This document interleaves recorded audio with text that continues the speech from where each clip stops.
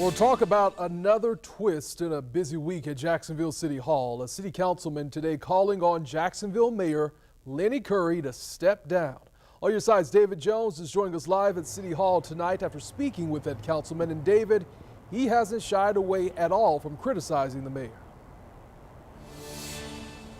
Look, there's certainly no love lost between Councilman Garrett Dennis and Jacksonville Mayor Lenny Curry. Dennis has been a very vocal opponent of the mayor, so this really doesn't come as a huge surprise, but even still, it is significant to have a sitting council member call for the mayor to step down from his position. And keep in mind, this comes just 2 days after Dennis cast a critical swing vote against the Lot J project, the mayor blaming the project's failure on personal vendettas, likely alluding to his dramatic back and forth with Dennis on Twitter just a couple weeks ago. This also comes on the heels of a scathing report by a council committee on the failed bid to privatize JEA. The report slamming Curry's office for its alleged involvement in the deal. Dennis on the attack today, calling the mayor a, quote, bully, sneaky, and secretive.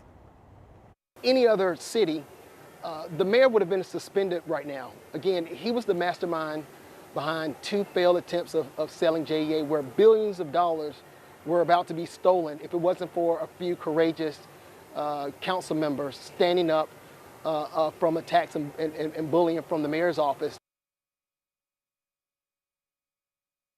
Responding, saying, quote, Councilman Garrett continues to place politics over the citizens he represents, and that's unfortunate. It's clear through his voting record and inaction in District 9 that he would prefer to spread lies for media attention. Now, the mayor denies any wrongdoing that JEA report cast on his office. He says that report made unsubstantiated allegations. Keep in mind, the whole JEA debacle itself still to this day under a federal grand jury investigation.